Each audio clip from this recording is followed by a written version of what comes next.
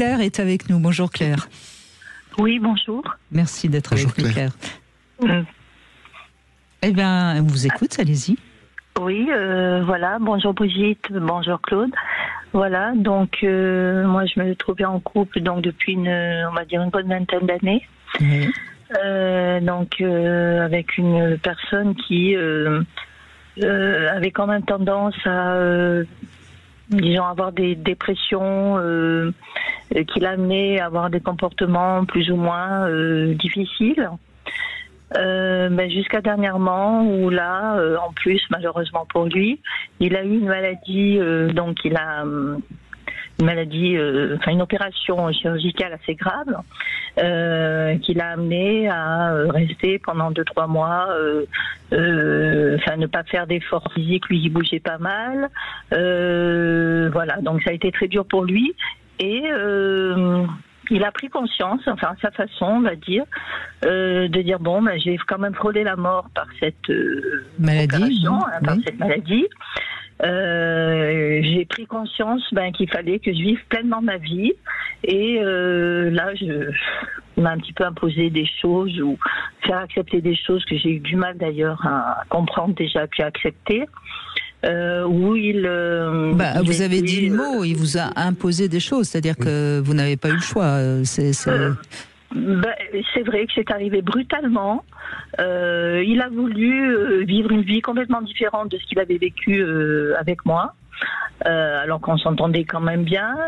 Me faire accepter, voilà, il allait dans les clubs échangistes. Bon, club échangiste. Oui. Après, le reste, tout seul. Tout seul. À un moment donné, il est vrai que je l'avais accompagné pour voir un petit peu cet endroit, quoi, pour connaître, pour voir avec lui. Partager, non. Bon, j'ai pas vraiment apprécié. Oui, voilà.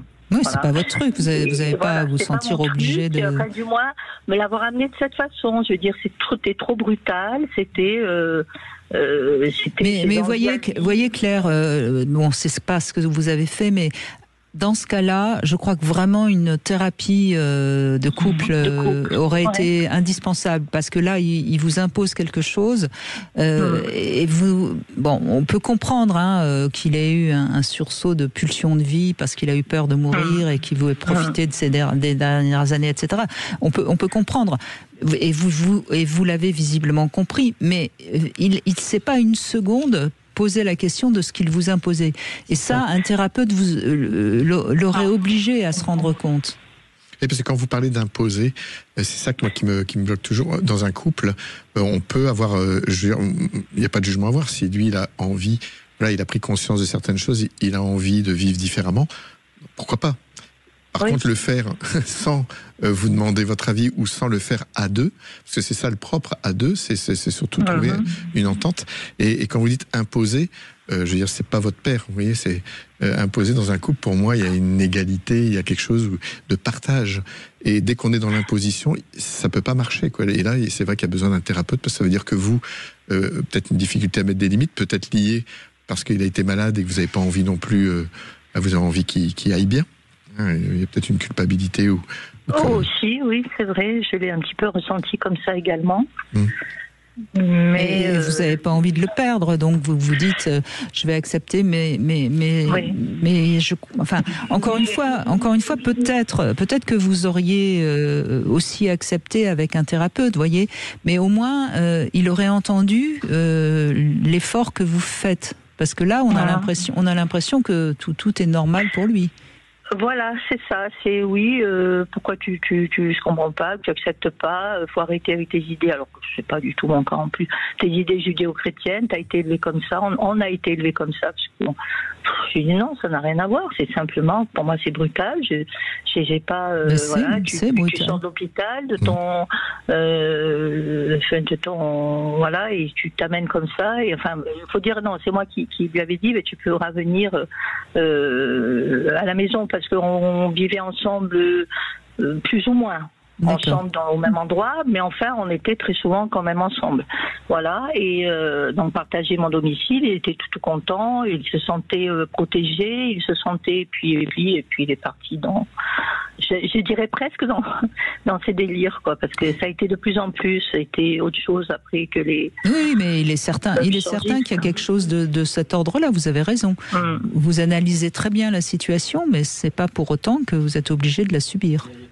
Voilà, et puis il a été encore plus loin, genre on s'amuse, on rigole de tout, des choses moi qui me faisaient pas trop rire, même prendre comme ça, par exemple, un ami à lui, tiens, vous déplaisez pas, tiens, je t'envoie son numéro de téléphone, tu l'appelles, vous rigolez, enfin bon, moi, c'était vraiment l'extrême, et j'ai dit non, là c'est trop, et j'ai pris la décision, je l'ai mis dehors, quoi. J'ai dit non, ça peut plus. Voilà, vous vous êtes respecté, hein. Oui, parce que à un moment donné, je me suis vue, c'est vrai, je m'oubliais en fait. J'étais, je perdais ma dignité. Enfin, oui, on peut appeler ça comme ça. C'était plus moi. C'était à travers lui, voilà. C'est la soumission. Fait des choses. Ouais. Et quand on se soumet, ça crée beaucoup de colère. Donc c'est vraiment bravo d'avoir repris votre pouvoir, comme on dit. Il est vrai que je le ressens. Oui, bien sûr, vous avez, c'est ce qu'il fallait faire. De toute façon, sinon vous vous seriez tué à petit feu. Hein. Mais ce qu'il faut bien vous dire, Claire, c'est que son sursaut, qui est un mécanisme de défense là, en l'occurrence, c'est pas forcément son vrai désir. C'est un mécanisme de défense qui lui permet de se sentir en vie et non pas en mort, hein, puisqu'il a eu très peur de la mort. Mais ça va l'effondrer à un moment donné. Moi, je pense qu'il va avoir un contre-coup terrible. Après, est-ce que vous aurez envie de le reprendre ou pas, ça, c'est vous qui choisirez. Mais il est fort probable que ça va pas mener bien cette histoire, parce que c'est pas son vrai désir là. C'est quelque chose qui, vous savez, c'est un peu comme on sombre dans l'alcoolisme ou on sombre dans l'addiction sexuelle. Hein. Donc là, c'est une réaction à, c'est-à-dire absolument. un sentiment de sentir vivant d'un coup, et il y a comme quelque chose d'enfantin. Et hop, on voit même pas l'autre en face, c'est-à-dire on est dans notre toute puissance de je veux vivre comme ça parce que voilà, j'ai vécu proche de la mort, ou j'ai vécu un événement où j'aurais pu mourir, donc on a envie de vivre. Mais c'est vrai que je suis d'accord avec Brigitte, ça risque de ne pas durer. Vous verrez. Oui, après, ça dépendra de moi, parce qu'il est vrai que ça a été extrêmement difficile. Hein. Il est vrai mais bien sûr, ce sera votre choix. Moi-même, être en dépression, enfin, ça a été très dur. Ça a duré quelques mois, et là, je sens que je commence un petit peu à sortir du tunnel, on va dire, mais avec quand même des traces qui me poursuivent. Hein, mais c'est difficile, oui, 20 ans. Voilà, oui, vous avez perdu votre amour, hein, vous êtes en rupture, donc c'est difficile, mais vous pouvez être fier de vous, c'est ce qu'il faut vous dire. Oui. Oui. Mais oui. Oui, parce que vous vous êtes respecté. Qu'est-ce que vous voulez? Oui, c'est une forme de... Oui, je pense que c'est... Et avec Brigitte, c'est ce qu'on disait, c'est-à-dire que de se respecter, c'est ça, c'est de l'amour, c'est se donner de l'amour, et c'est se donner de la confiance en soi, et ça change aussi beaucoup de choses avec l'autre après. Pour moi, c'est des actes vraiment fondateurs d'une bonne estime de soi, qui fait qu'après, vous pouvez faire des choix sains et adaptés. Sains. Oui, et en commun accord, enfin, je veux dire, mutuellement, c'est ça, hein, le partage de toutes sortes, quoi. Et il est vrai que lui, il faisait, je trouvais, des interprétations de liberté, entre guillemets, à sa façon, enfin, ce qui arrangeait quand même, quoi. Mais ça, on trouve toujours les bons arguments pour se convaincre qu'on a raison, mais non, ça montre bien à quel point il est dans le déni de de ses actions. C'est pas du tout le fond vraiment de son désir à lui. Je le pense aussi, malgré qu'il m'ait dit une fois, oui, tu m'as bridé, mais je dis, mais attends, en 20 ans, on reste pas bridé avec une personne. À un moment donné, on se montre. Alors ça, tu m'as bridé, je le dis à tout le monde, à tous les auditeurs, l'autre n'a pas ce pouvoir-là, et là, c'est un petit garçon qui parle à sa maman, c'est le petit garçon qui peut dire ça, tu m'as bridé. L'autre n'a pas ce pouvoir-là, on se laisse brider. Non, et ça, donc vous avez fait le bon choix.